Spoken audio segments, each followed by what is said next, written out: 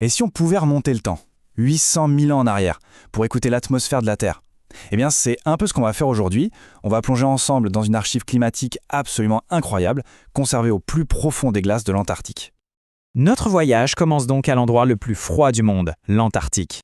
Là-bas, enfoui sous des kilomètres de glace, se cache un véritable trésor. De minuscules bulles d'air.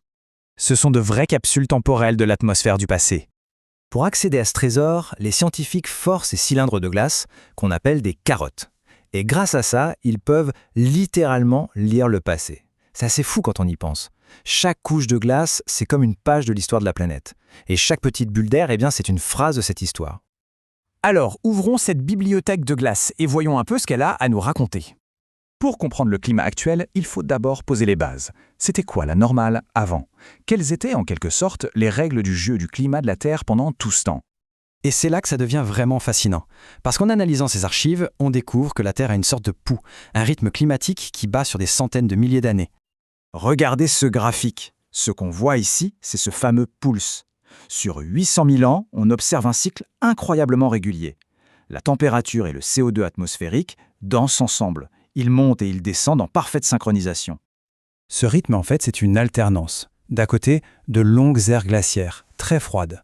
De l'autre, des périodes interglaciaires plus courtes et plus chaudes, un peu comme celle dans laquelle on vit aujourd'hui.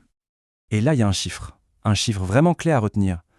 Pendant 800 000 ans, le niveau de CO2 dans l'atmosphère n'a jamais naturellement dépassé les 300 parties par million.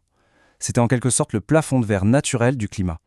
Mais attention, ce grand rythme n'est pas une horloge parfaite. L'histoire nous montre que le climat est aussi capable de changements soudains, de sursauts naturels. Un bon exemple, c'est la sortie de la dernière ère glaciaire il y a environ 20 000 ans. Comme on le voit ici, le réchauffement ne s'est pas fait tout en douceur.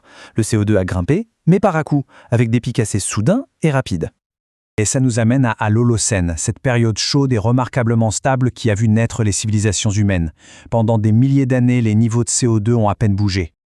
Après des millénaires de calme relatif, on arrive à notre époque. Et là, l'histoire, elle bascule complètement. C'est ce qu'on appelle la grande accélération. Regardez ça. Pendant 1000 ans, avant la révolution industrielle, les niveaux de CO2 sont restés hyper stables, autour de 280 parties par million. Une longue période de calme plat. Et puis vers 1800, quelque chose d'inédit se produit. Un pic vertical qui pulvérise le record des 800 000 dernières années. La courbe ne monte pas, elle explose, littéralement. Pour le dire très simplement, les niveaux de CO2 qu'on a aujourd'hui sont sans précédent depuis au moins 800 000 ans. Et la vitesse à laquelle ça augmente, eh bien ça aussi c'est totalement inédit. Alors, la question qui se pose, c'est d'où vient tout ce nouveau CO2 ? Une fois de plus, la réponse est dans la glace.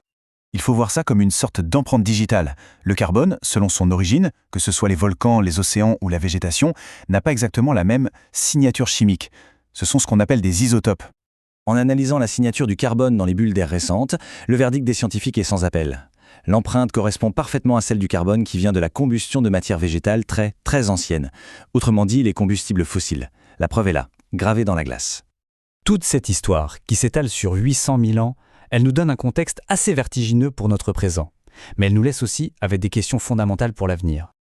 Il faut être clair, même avec toutes ces données, il reste des mystères. Qu'est-ce qui déclenche exactement ces grands cycles climatiques? D'où viennent ces sauts rapides de CO2 dans le passé? Les scientifiques travaillent encore dessus. La glace nous a raconté le passé. Elle nous a montré qu'on a rompu un rythme vieux de 800 000 ans.